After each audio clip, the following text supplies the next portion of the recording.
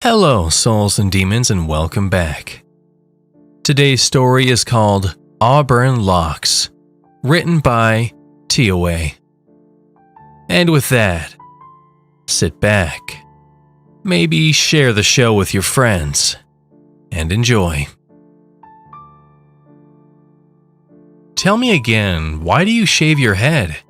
Greg asks, hardly trying not to sound rude. You used to have such luscious, flowing hair. The ladies definitely liked it. It's just so much easier, you know? A hell of a lot less maintenance. I shrug as I try to make a clean cut from the topic. I guess. It's just weird to see without it. They were iconically you. I guess what they say about doing time changing you is true. Greg sighs as he shrugs and begins to shut the door. Bye, D. See ya, Greg. I walk down the driveway, releasing the tension in my shoulders and letting loose a shiver in an attempt to reassure myself. Shake it off, Des. It's all in the past. I get asked about it a lot. Everyone who knew me back then wants to know what happened to my trademark long hair. Strangely, it's as if no one remembers who I was before it, or cares for that matter. About 11 years ago, I wanted to dedicate myself to growing out my hair as long as I could. My family and friends always told me how nice my hair was, but I'd never really paid it much mind. It was so much upkeep to have it long, but I decided I might as well try it out. At the time, my hair was around my ears, the longest I'd let it get. I was previously concerned about it getting in the way, especially when eating. I also had a strange worry that someone would try to grab me by the hair if it was long. For the first few months, nothing seemed different. It grew quickly. My mother would always say how astounded she was at how fast it grew. After about a year, I started noticing strange habitual changes in myself. I don't know how long they'd gone on before I'd taken notice, but most were pretty small. I first recognized it when I ordered guacamole as a side with my nachos at a bar. It may sound trivial, as apparently it did to everyone else, but I hate avocados. To me, they taste like squishy clumps of grass or malnourished vegetation. Guac was no different. As I sat at the table, confronted with my thoughtless choice of wasting a whole $1 to add an ounce of guacamole, I figured, why not? Go ahead, try it. It wasn't bad. Not as bad as I remember anyhow. I still didn't really like it that much, but I felt compelled to eat it, and not just because I'd paid for it.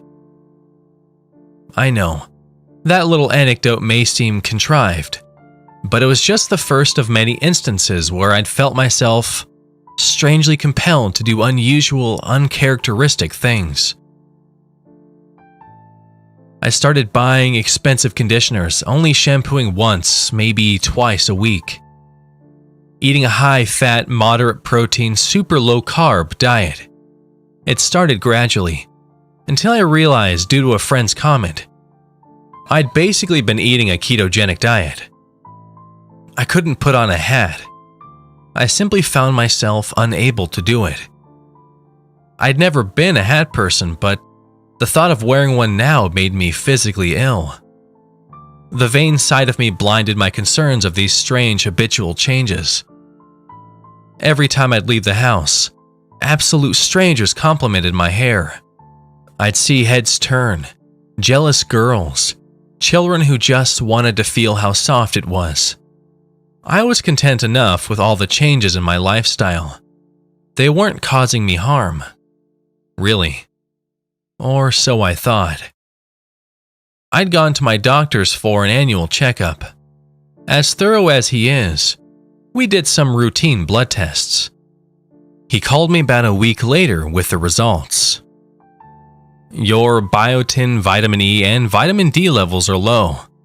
supremely low. These aren't the levels I'd expect to see in someone your age, eating a balanced diet. "Do you think I ought to take supplements?" I asked, worried what the impact could be on my long-term health. "Supplements can help, but it's more important that you get these sources from your food. Supplementation is okay, but in the long run, it can cause other vitamin or mineral imbalances. For now, see if you can get a hold of some, but try to make a conscious effort toward making things like dairy, mushrooms, avocados, and nuts regular parts of your diet." I scratched my head, considering exactly how to respond. "You basically highlighted my entire diet in 4 words." "Huh. That's peculiar to say the least. Well, try the supplementation then. We'll do more blood tests in 2 weeks. If the results don't improve, we'll see about putting you on a specialized diet, or consider medication." I woke up in the night, later that week, with a terrible headache.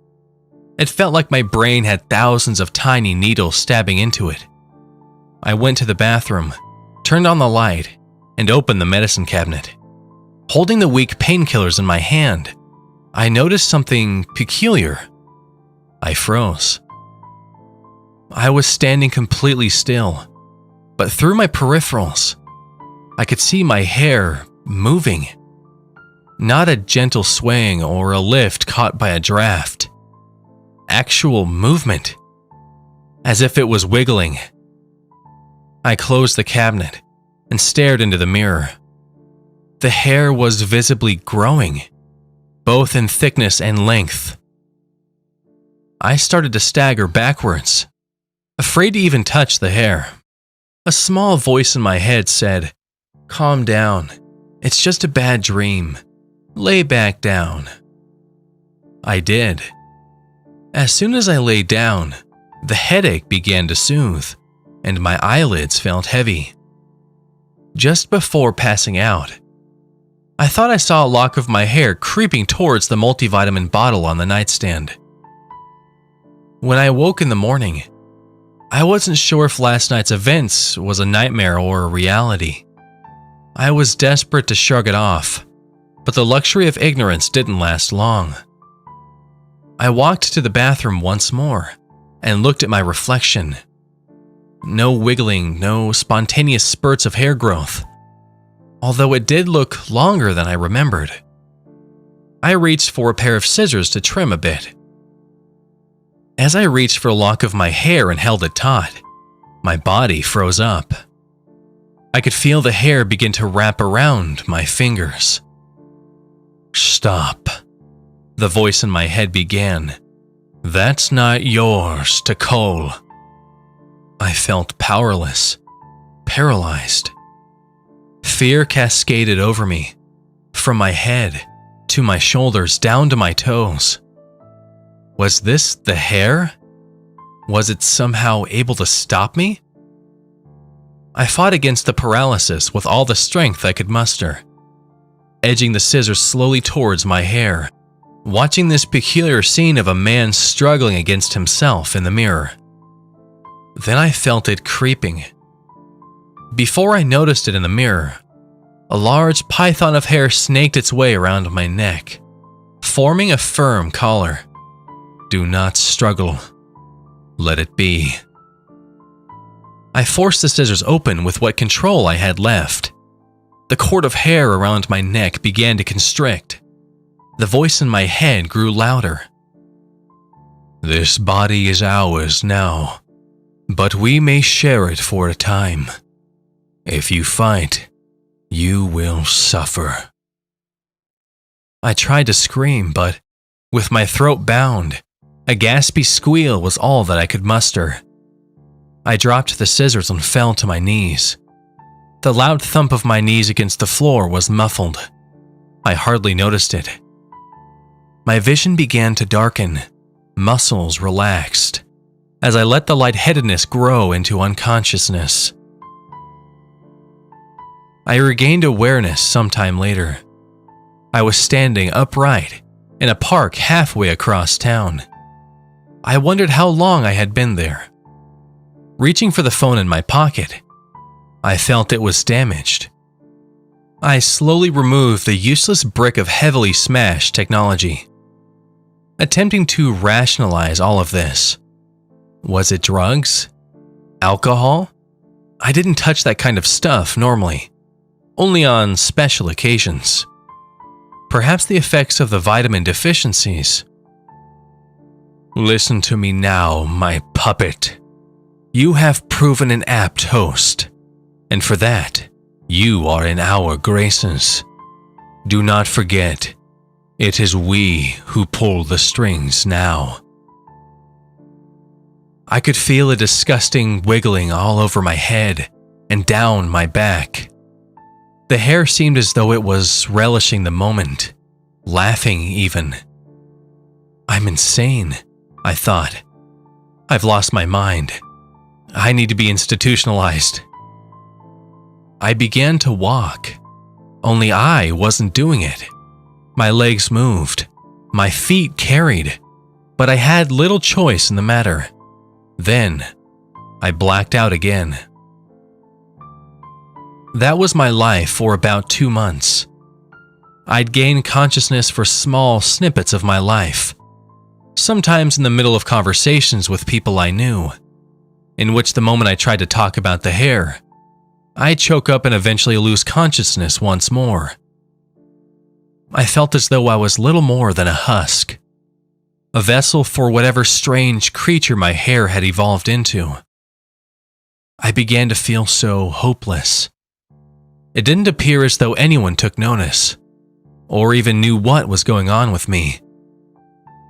Somehow the hair was living my life. The day I finally broke free was bittersweet.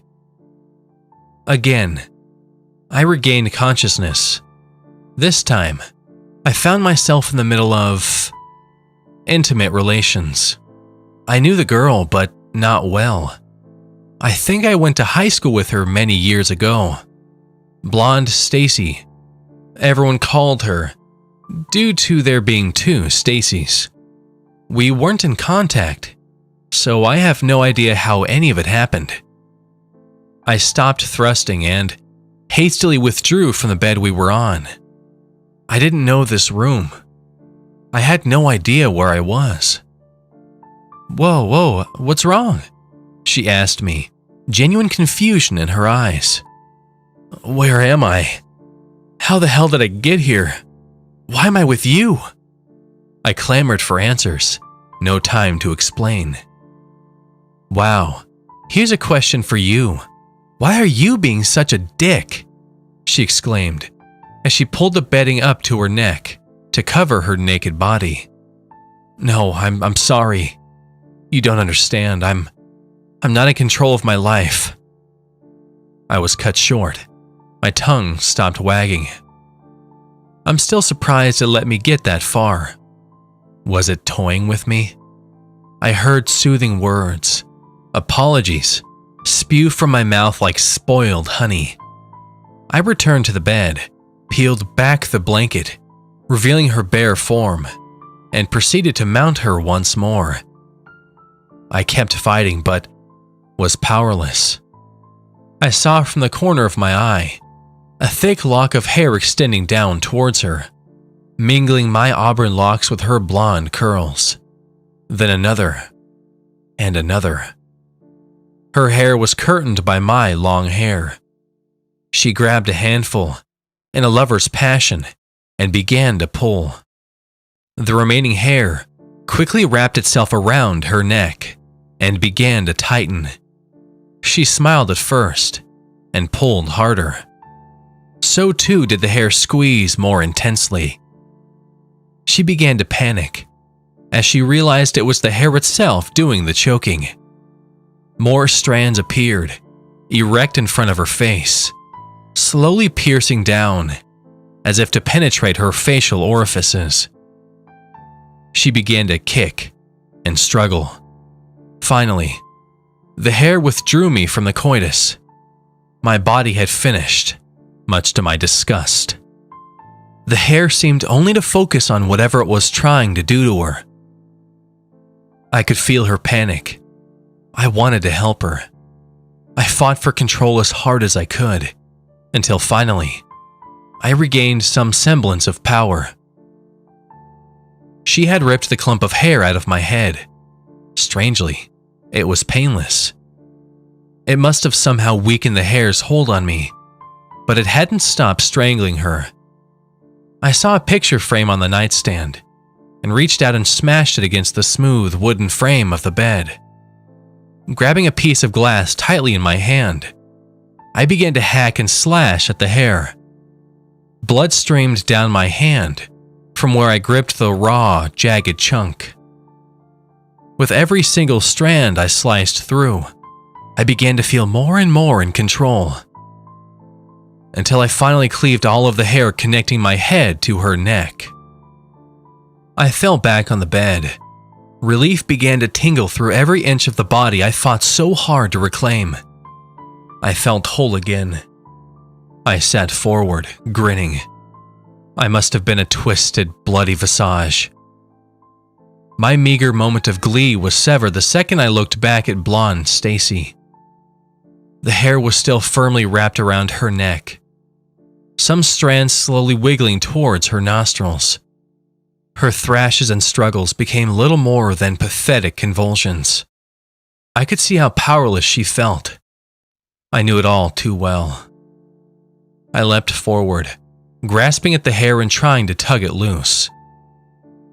It was compact and wound, like a hemp rope. I struggled for an idea. Once again, I grasped the blood-drenched piece of glass and began to cut at the hair.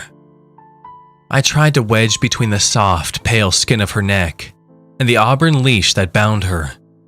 I cut desperately, trying not to harm her. My attempts grew more reckless and aggressive, until I finally split the choking leash. She laid unconscious. I wish I could say everything was okay from there, but it wasn't. I didn't know then, but Stacy would never open her eyes again. I spent almost a decade in prison. Stacy suffered severe brain damage and last I heard, was in a coma. I'm prohibited from looking more into her fate though. It was hard to argue against the charges when she'd suffered such severe asphyxiation and cuts all around her throat. In combination with the evidence of a sexual encounter, it painted a pretty vile scene. I wish she hadn't been the cost of my freedom, even if I hardly knew her. I've been out for the better part of 2 years now, trying to adjust to normal life. At least in prison they obliged my need to keep my hair as short as possible. I have not had thoughts, commands, or any sign of whatever was on or in my head since. But I'm always wary that it could be there. Sometimes I see my arm hair move, although I feel the wind blowing against it. I shave it down anyways. Can never be too sure. Now that I'm out, I've been in contact with a lot of my old friends. I'm still learning about stuff I did when the hair was in control. Apparently, I was very socially outgoing and spent a lot of my time with different ladies. I almost wish I could remember it. As I finally arrive home from my visit to Greg's, my first time seeing him since I got out, I see a curious envelope has come through my mail slot. No return address. I open the package, and the first thing I see is what looks like a small clipping from some magazine article titled, "7 Things to Eat for Healthy, Luscious Hair." The article has a picture of a woman with shiny auburn locks, reminiscent of mine. My heart sinks. Is this a cruel joke? I tear open the rest of the small envelope. A thick lock of hair falls to the floor. I'm petrified. If someone was trying to scare me, they're succeeding. I stare at the clump for what feels like an eternity, waiting for it to move. I swear I see it twitch. I began to fill with dread, not because of the movement, but because it isn't Auburn. It has a familiar curl to it, and it's blonde, just like Stacy's.